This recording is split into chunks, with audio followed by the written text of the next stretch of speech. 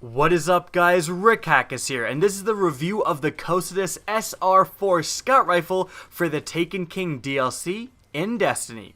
Now, this scout rifle was just randomly added into the loot table, so if you want this scout rifle, what you can do is either just get lucky at the end of a nightfall or by decoding an engram, or you can actually purchase this from the Gunsmith as a package, depending on what packages he is selling that week. Now let's start off the review by going over this weapon's stats, and the first thing you're going to see stand out is that impact. The Kosis has insane impact. It's one of the lower rate of fire, higher impact scout rifles.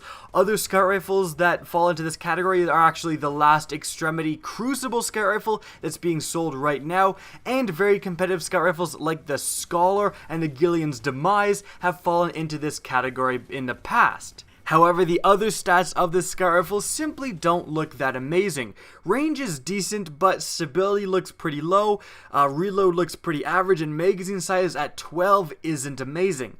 However, these stats are all actually pretty good for the archetype of scout rifle it is in.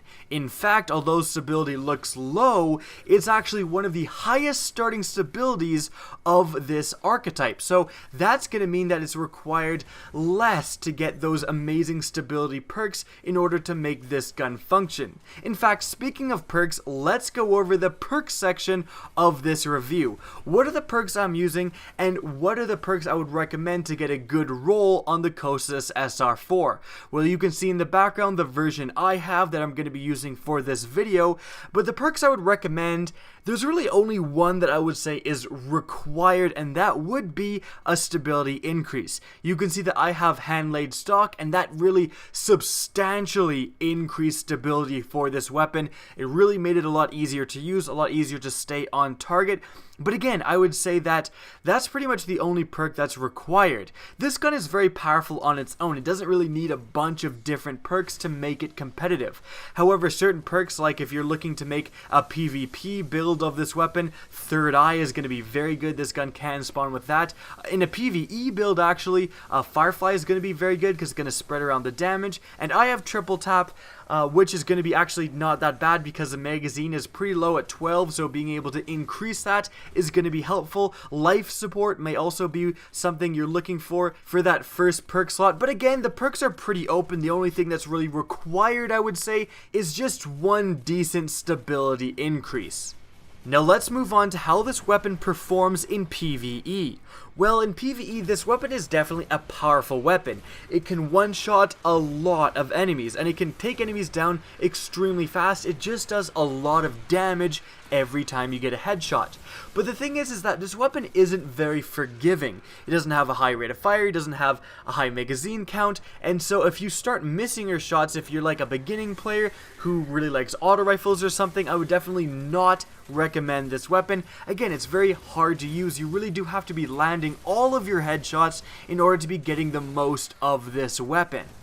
In fact, using this weapon is very similar to using hand cannons. If you're a player who really enjoys using hand cannons in PvE, but maybe your armor is more suited towards scout rifles, you will definitely feel right at home using this weapon because, again, it feels very similar to a hand cannon. You have to land your headshots, not very forgiving if you start missing, but the power potential is there because it can melt enemies very, very fast.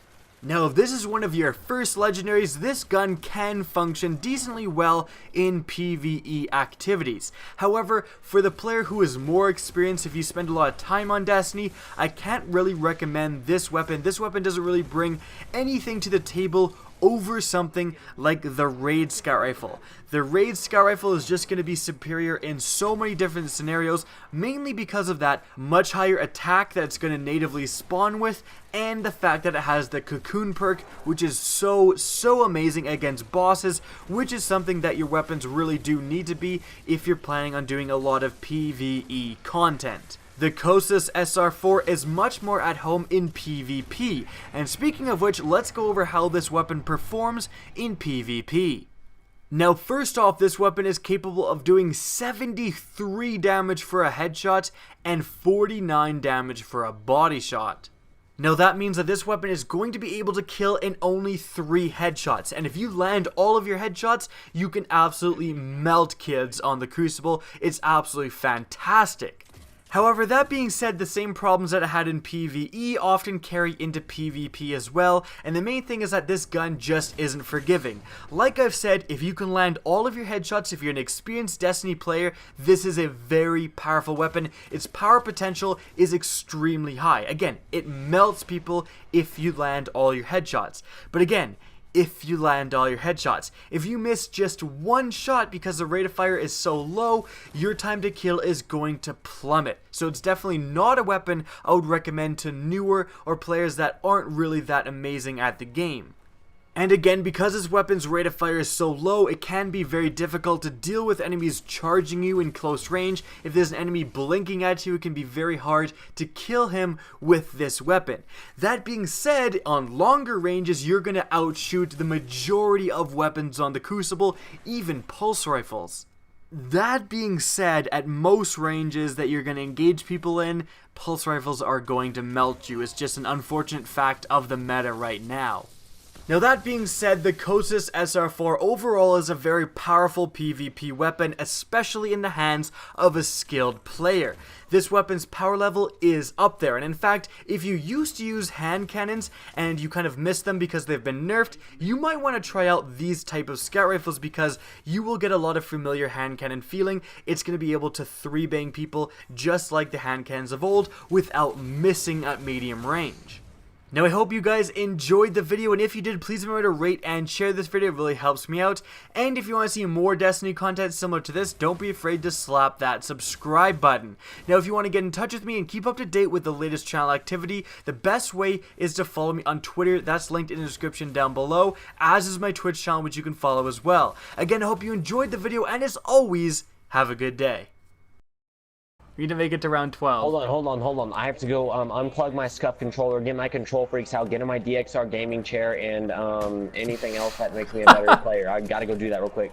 Oh yes, I need to go get my tub of G Fuel. I have the pineapple flavor. It's so good. Oh my god.